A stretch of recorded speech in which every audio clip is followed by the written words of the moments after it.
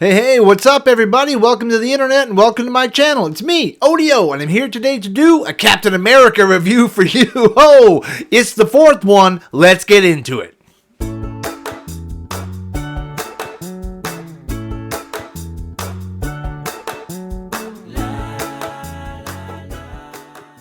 So Captain America, Brave New World is upon us, and I love the original trilogy of Captain America movies. I think they're some of the best.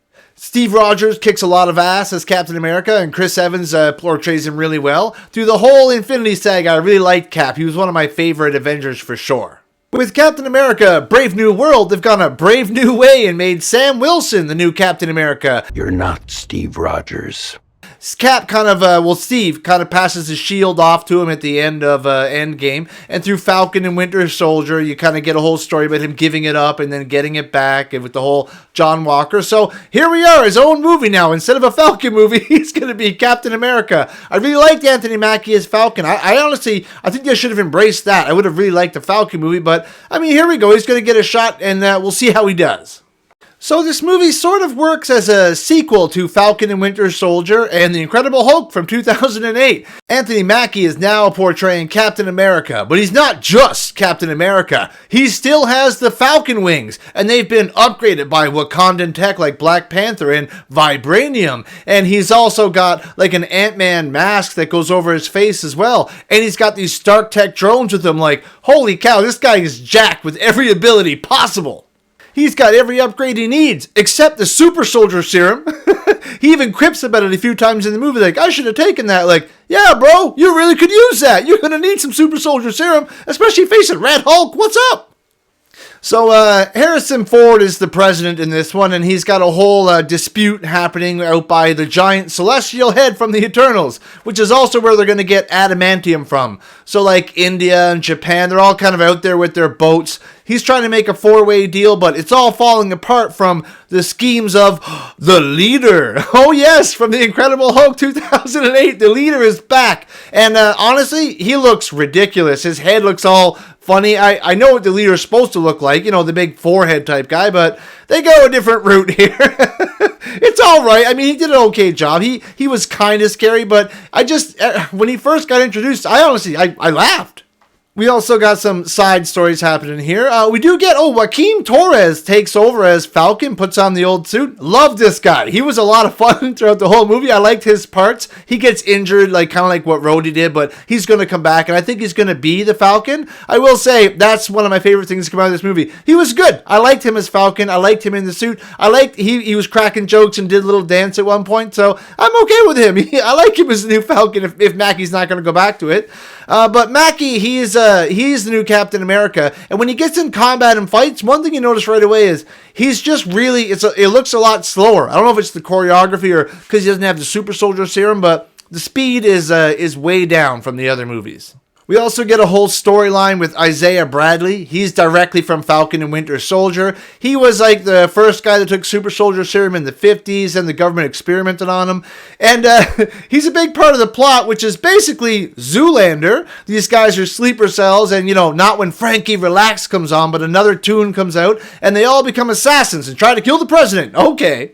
But yeah, that's the big motivating factor for Sam. He wants to get Isaiah out of jail, so he ends up running into, Giancarlo Esposito. He's playing Sidewinder. He's not in the movie very much. I don't know if they added him in. I heard there was reshoots, but he's only in the first half of the movie, gets defeated pretty quickly, and doesn't play a big role. Has a couple of okay action scenes, but I don't know.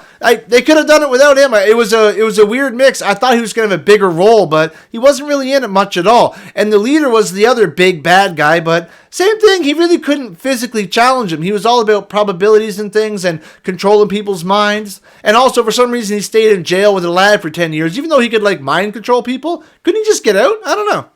I found at times the dialogue was a bit silly. Kind of felt like one of those old straight-to-DVD movies from the 90s, except we're kind of getting in the theater. Felt like another episode of the show, but overall not too bad. It was, better than I was expecting, I gotta say. It wasn't the train wreck, and it does it's got a pretty good ending. Sam's got some good action scenes in here. There's a nice naval battle at the end, and then Sam's flying up, fighting planes in the air with the other Falcon Joaquin. I like that. There was some good action parts in it, it was some nice fighting. There were a few enticing action scenes with some riveting moments in the air where you weren't sure if Sam was going to win or lose, or he wasn't the quintessential Captain America with the serum and everything, but he gives a good go of it and puts a good show on, and you find yourself rooting for him by the end of it. You even get Sebastian Stan comes back in at one point, and then you're like, oh wait, why is Bucky here? And he's just kind of there to give him some encouragement. But it all builds up. Harrison Ford, the war with the Celestials, the leader. It all starts to go into the big finale ending. The ending is exactly what you expect. Just like every trailer, it's Red Hulk versus Sam Wilson's Falcon Captain America. It's a pretty cool fight. Definitely the best fight in the movie. The vibranium wings come into it. He's even got those 2 Stark Tech laser bots with him. He actually does a better job, I think, than Iron Man did in the Hulkbuster suit. Go figure. That's with no serum or nothing. But it's pretty cool. Has an alright ending a little after the credit scene with the leader, whatever. And overall, wasn't too bad. I was expecting it to be awful. You can definitely tell there's been some reshoots. You can see it's like there's a couple parts where you can tell there's a green screen, or like you can, especially with Giancarlo Esposito. I don't think he's definitely got added in at a later time. He's not in it very much either, so he just feels like an add-on. I did find Harrison Ford as President Ross, or General Ross, taking over for William Hurt, did a pretty good job. He was pretty believable in the role. The CGI was questionable at times in the movie, but it was passable. And when he becomes Red Hulk, you believe it. You kind of understand how it happens. You get the build up, how it's eviscerated his mind over the years being infected with these pills or whatever. But yeah, I mean, he did a pretty good job. Honestly, the only really bad part was his head of security was like some 5'2" little girl, and they kept saying she was like an ex-widow.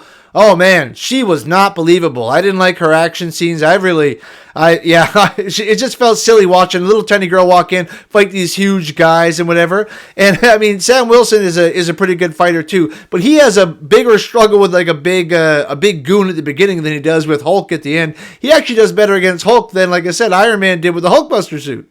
But hey, it's nice to see the MCU is finally going to deal with the giant celestial in the sea, and overall, this movie wasn't too bad. I wasn't too disappointed. I would give this 6 out of 10. It's slightly above average. It's an okay time at the movies. It doesn't go on too long and overstay its welcome, so it's all right. I honestly, I really wish they would have just embraced him as Falcon. This, as a Falcon movie, I think would be a little bit more entertaining, maybe do a little better, but he does a pretty good job. Let's see if he keeps going from here. I don't know, but it really doesn't feel like it's in with the other 3 Captain America movies, but he does his own thing. It's a brave new movie. Well, thanks so much for watching, guys. Really appreciate that. Please like, share, and subscribe to the video. And remember, everybody, stay out of trouble.